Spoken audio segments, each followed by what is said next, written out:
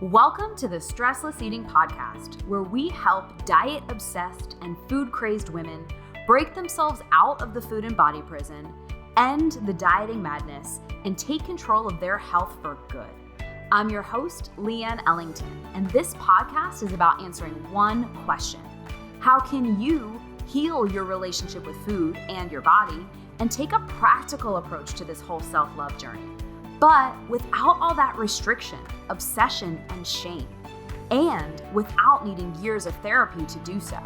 If you want to know the answer, you're in the right place.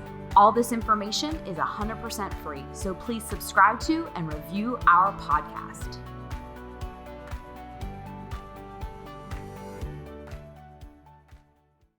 It's no shock that dieting is the number one thing women do to try to lose weight or take control of their health. There's a multi-billion-dollar industry geared towards the subject. And the truth is that every woman knows how to diet. Every woman knows how to eat less and move more, and there's countless options out there teaching you how to count, measure, weigh, restrict, micromanage, or control what or how much you eat. But let's be honest, is that really the solution? I mean, if you're honest with yourself, if it was going to work, wouldn't it have worked by now?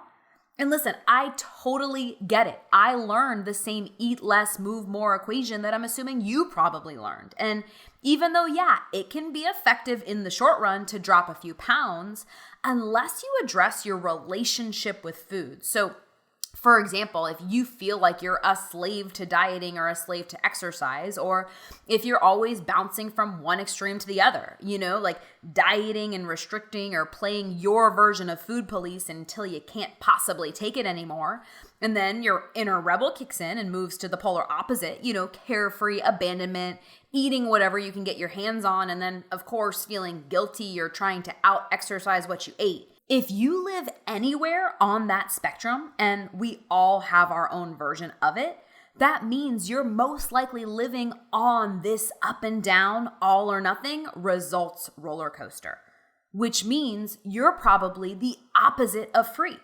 And if I can be bold and take a guess, I'm guessing you're the opposite of happy, because that is no way to live.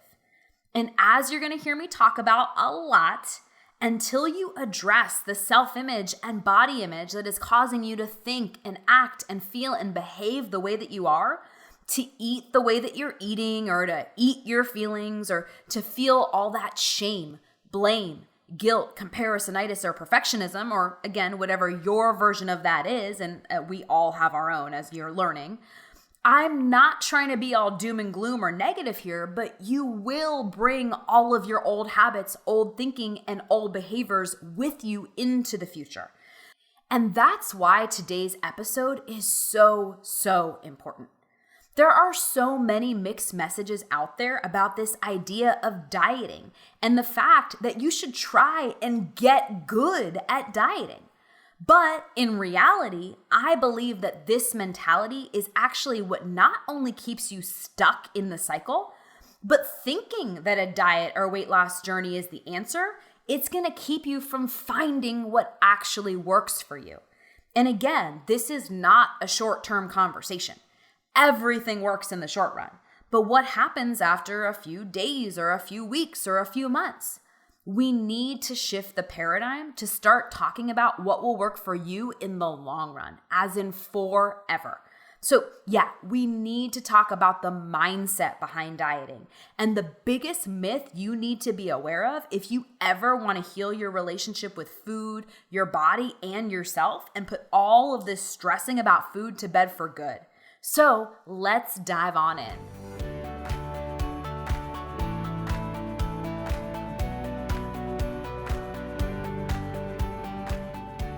One of the biggest myths out there in the women's health world is this idea that you should go get good at dieting.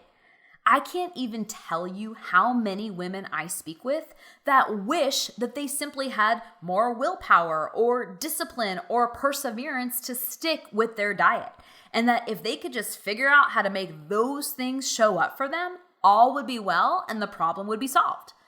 I used to think the same thing about my own struggles with my weight and my own inability to stick with whatever the diet of the month was that I promised myself I would follow through on.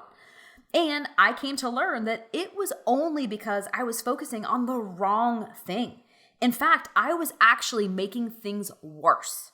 Because willpower and motivation and the ability to grit my way through yet another unsustainable diet, they were not my problems. The real problem was this idea in my head that actually wanted to go get good at dieting or to just be a better dieter. Like that was the problem. It was that diet mentality that was keeping me stuck, and the fact that I was trying to become more skillful in a way of thinking that was actually setting me up to lose and setting me up to fail, well, that was just the icing on the cake. Because when dieting and weight loss plans were the epicenter of my strategy, this was basically my life. So first off, I was playing a game that I would never love and never win, yet investing crazy amounts of time, energy, money, heart, and soul, trying and wishing and praying that somehow this time would be different. I was playing a game that I would never love and never win and trying to force myself, persuade myself, and convince myself to keep playing, even though I knew in my heart that it would never work and that there had to be a better way.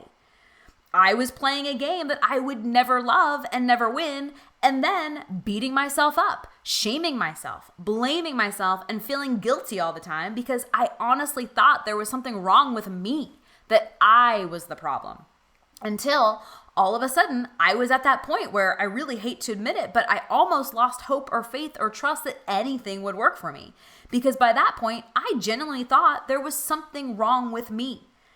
Thankfully, though, a moment literally down on my knees on a paddleboard with tears streaming down my face, I now endearingly call it my first quarter life crisis, which is a whole other story in itself.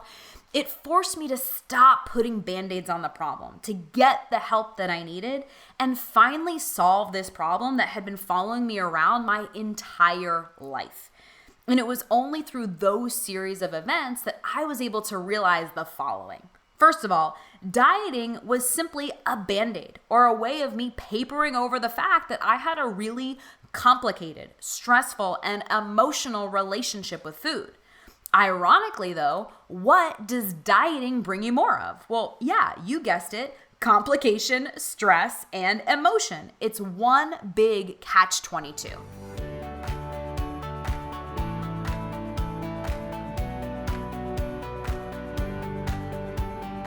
Okay, so this is where I want to introduce you to what I call the weight of the weight. Because the weight on your body isn't the real weight. The real weight is all of this other stuff that you've been carrying around with you. And we're going to talk about what that is in just a second. But for right now, just know this. Once you make the shift, once you ditch that weight, what I call the weight of the weight, you'll finally be able to be done with all of this food and body stuff once and for all. Like no more dieting, worrying, stressing, or obsessing, and you can finally stop the dieting madness. And you'll be able to get off that up and down, all or nothing results roller coaster. And you'll know how to give yourself what you really need to transform your health for good, not just get short-term results. So the first weight of the weight that we want to ditch is what I call the weight of the fight. And it's where I invite you to ditch the weight of the fight, as in ditch the weight of the restriction, deprivation, punishment, persuasion, and stress that typically comes alongside dieting and the stress that typically comes alongside food. Because food is not the problem. Food is not the enemy. The diet mentality is the enemy here, ladies. The all or nothing, black and white, up, down, on, off roller coaster is the problem because you can't ever get off of it. Or if you do, you'll become terrified, you'll go gain some weight or just go off the deep end altogether. Either way, you're a slave to it. You're its hostage and it controls your life more than you do. So here's the truth. This is the real weight. This just perpetuates your struggle with food in your body and actually makes things worse because A, it's stressful. I would even go as far as say it's fattening.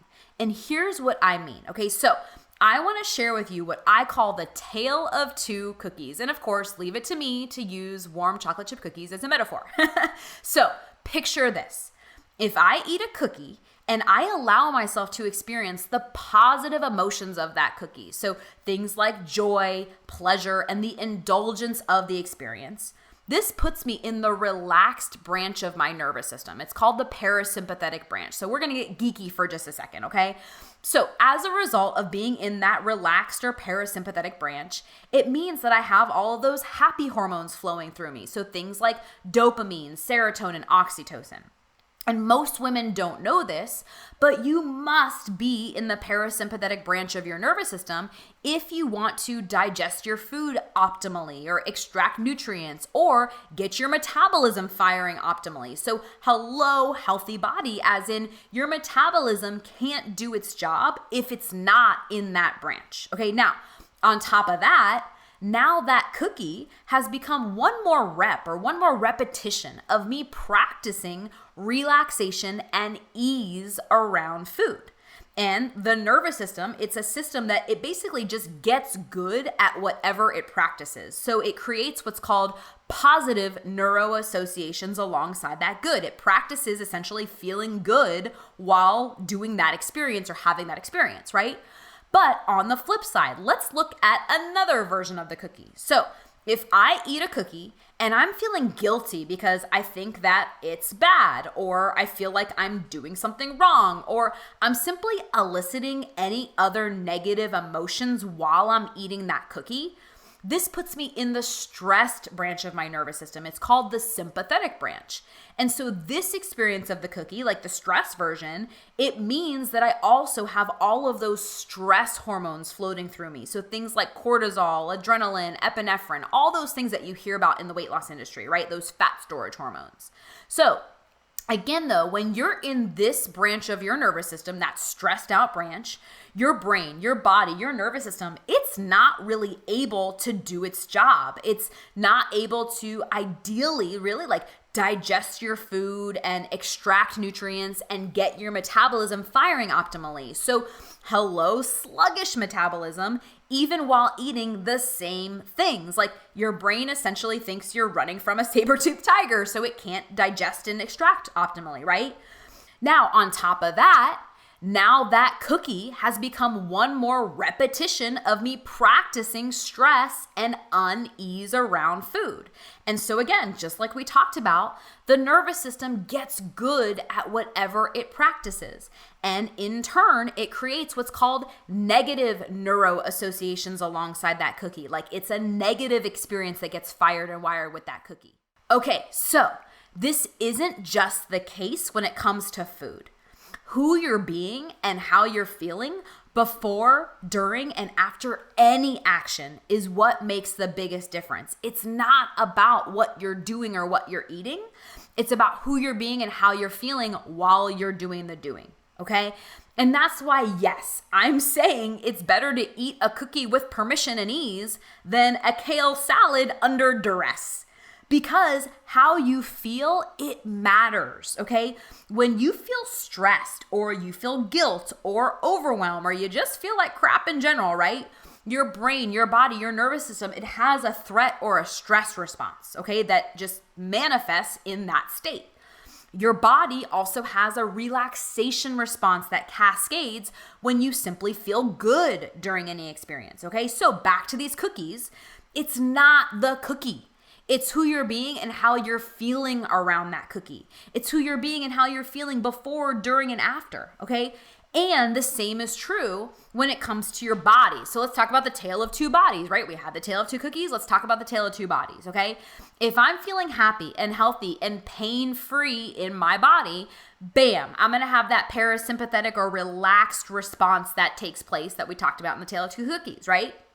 But if I'm feeling unhappy or unhealthy or in pain about my body, right? Bam, that sympathetic fight or flight stress response kicks in. And again, it's a system of systems in your body. It's a trickle-down effect. So again, just like with the cookies, it's not just your body, it's who you're being and how you're feeling in and what you're saying about your body that makes the difference, right? Now, for your breath, let's take it a step further, the tale of two breaths, right? If I'm feeling relaxed and easy and calm, bam, I'm in that relaxation or parasympathetic cascade, right? But if my breath, my nervous system is stressed, uneasy, or if my nervous system is nervous, bam, I'm in that stressed, sympathetic branch of my nervous system. So again, it's not just what you're doing. Every breath has an energy. It's chemical, and every inhale and exhale is one repetition. And that is what your nervous system is practicing, okay? So let's bring it on home. I call this the tale of two hearts, okay? Your head, your heart, your emotions, okay? So if I'm feeling happy and connected and loved, bam, I'm in that relaxation, parasympathetic branch of my nervous system. But if I'm feeling unhappy, disconnected, or lonely, bam, I'm in that stressed, sympathetic branch of my nervous system. So again, it's not just about what you're doing, it's about who you're being and how you're feeling that makes the biggest difference.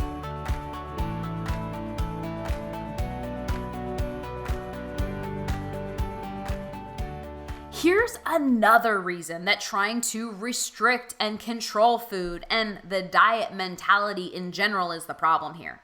Because if I told you not to think about the color blue, like don't think about blue paint, a blue sky, just don't think about the color blue, period.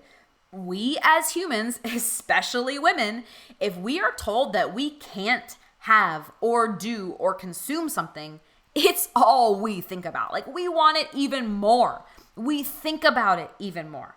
And every woman that I've ever met that struggles with overeating or emotional eating or just the diet mentality in general, she's so sick of thinking about food. Like it's all you think about. It's all you stress about. And I have a feeling you feel the same way. Like you're done. You don't want to think about it even more, right? But when you're part of the all or nothing, black or white, on off mindset, it forces you to think about and obsess over food. And that is no way to live. And last but not least, ladies, it doesn't even work. It's not even solving the problem. In fact, it's perpetuating it. And here's why, okay? For any skill, you're supposed to get better at it the more you practice it. So let's say I'm learning Spanish and I want to learn Spanish. The more I speak it, the better I should become. Or if I'm learning ukulele, which I don't want to intimidate you, but I know 4 chords on the ukulele, just saying. But let's say I'm learning ukulele, right? The more I practice ukulele, I should technically be getting better at it. Like that's how the brain works, right? So then why, with weight loss and dieting, do we actually get worse at it the more we practice it? Well, the simple answer is because it's such a threat to your brain and creating all of those negative neuro associations, your brain will never get good at it, okay? So yeah, even though control and restriction and punishment and persuasion, they can be used as powerful tools when you use them strategically, for most women, they have become massive weapons of resistance. And that's because controlling yourself, like micromanaging your food intake and obsessing, or restricting yourself, like depriving yourself, trying to eliminate entire food groups, or punishing yourself, whether that's starving yourself because you ate something naughty, or feel the resistance or the incessant desire to go need to burn off what you ate with exercise, or persuading yourself. So whether that's to eat something or not to eat something, or trying to force or convince yourself to stick with something that makes you miserable, these are the opposite of freedom. And this is what just perpetuates the self-sabotage, the emotional eating, and the all or nothing mentality. Because this is the real weight. It's the weight of the weight of the restriction, the deprivation, the punishment, the persuasion, and the stress that typically comes alongside food, and it does not have to. It is the opposite of peace and freedom. And this is what just perpetuates that self-sabotage, the emotional eating, and the all or nothing diet mentality. So if food stresses you out, bums you out, or weighs you down, food is not the problem. It's your relationship with food and who you're being around food that's the problem. And I can promise you this: food is not going away. Temptation is not going away. Family gatherings, holidays, nights out on the town, and tired nights at home on the couch, the times when statistically most women tend to mindlessly eat, stress eat, binge eat, or emotionally eat, they aren't going away either. In fact, we can count on the fact that food will always be part of our lives. So, the way I see it, you can keep ignoring this fact and hope that willpower and discipline magically appear to counter all the restriction and control. Or you can A, prepare yourself to better handle those situations when they do arise, and B, little by little, prevent them from happening as much in the future. Because this is the real weight in your mind, body, and brain.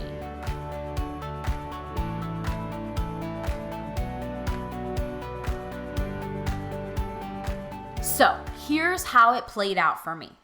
First off, I had to get really real with myself and what the problem really was.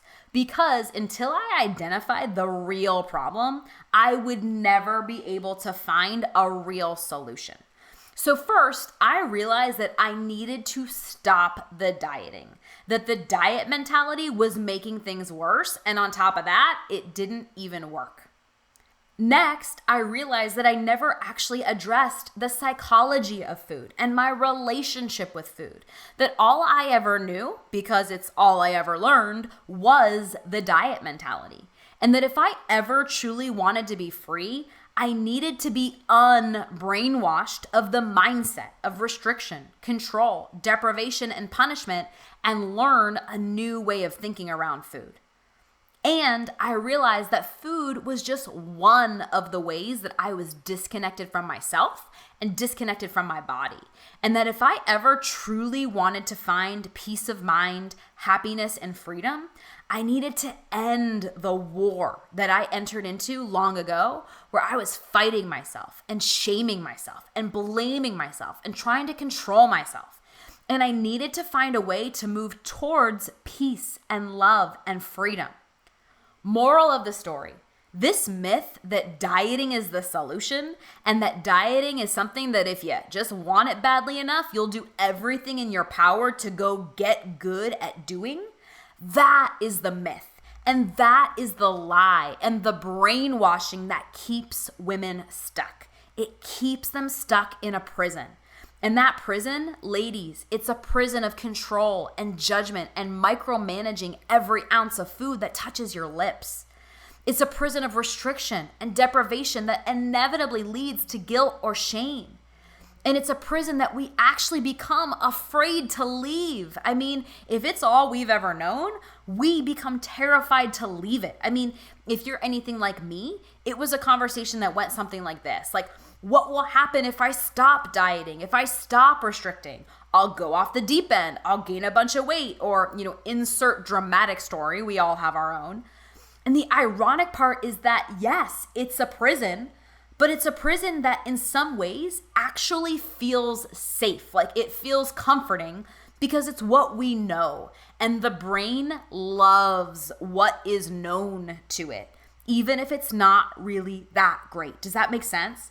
And so until we realize that it's actually not keeping us safe and that it's not actually comforting us, we stay stuck in it.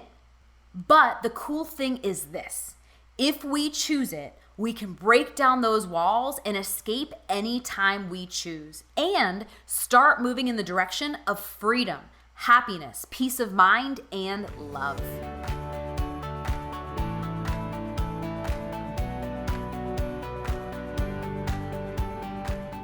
So what does that look like for you? Well, to be honest, it's really very different for every woman, but here's what I can tell you that it is not.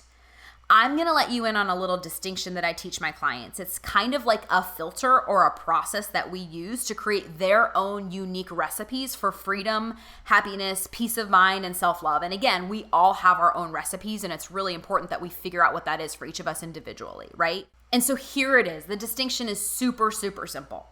Are you walking towards freedom, like food freedom and body freedom? Or are you walking away from it? And I mean like every day, moment to moment. Are you walking towards happiness, as in day to day? Do you feel happy? Do you feel good? Or are you walking away from happiness? And are you walking towards peace and towards peace of mind? Or are you actively walking away from peace, like living in stress or worry or anxiety or feeling like you're constantly burnt out or hemorrhaging energy? Because here's the reality, and I mean this with so much love. If whatever it is you're committing to, it makes you feel restricted, confined, deprived, or you have to force yourself to do it or stick with it, you are actively outvoting your freedom. If whatever it is you're committing to makes you feel unhappy, steals your smiles, it robs you of joy, or it outright doesn't make you feel very good, you are actively outvoting happiness. And if whatever you're committing to stresses you out, overwhelms you, bogs you down, weighs you down, or your heart and soul knows that you're not going to be able to stick with it, you are actively outvoting peace of mind. And if whatever you're committing to causes you to feel shame, blame, guilt, comparisonitis, or perfectionism, you are actively outvoting love and outvoting self-love. So I invite you to think about your connection and commitment to dieting, and to, first of all, thinking that you actually want to go get better at it. I want you to think about this idea that you need to simply gather more willpower or discipline, or that it's just a matter of finding the perfect one or the perfect plan. And instead, just ask yourself, is it really what you want and what you need? And there is no shame, no judgment, just love. But if dieting and practicing the diet mentality hasn't worked up until now, what's going to magically cause it to start working for you now?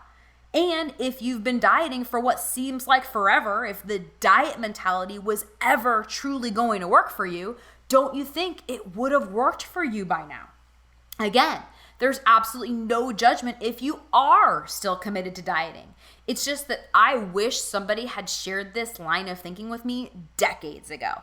I wish that someone would have warned me that the thing that I was thinking would save me and would be my solution, like the diet mentality, I wish somebody let me know that it was actually making things worse. This is the conversation that could have saved me years of struggling and suffering and pain, and I wouldn't be who I am if I didn't at least share it with you right here, right now. So now I turn it over to you. I genuinely invite you to explore the lines of thinking and questioning that I shared on today's episode, especially if the diet mentality has only led you to frustration, sadness, and self-doubt. What do you have to lose? Thanks for tuning in to today's show. If you like what you heard and you're interested in breaking out of your own food, body, and diet prison, here's what I want you to do next. Head on over to stresslesseating.com.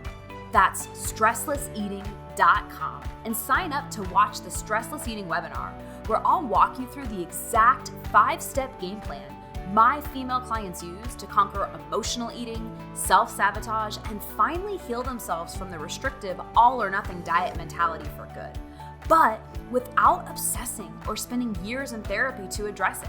I've laid it all out for you there in 5 easy steps. Remember, healing your relationship with food and your body does not happen by itself. You need expert guidance to make it happen, and we've helped clients all over the world take back their power from the food and find true and lasting freedom, while enjoying life and warm chocolate chip cookies along the way. To see if we can help you do the same, head on over to stresslesseating.com.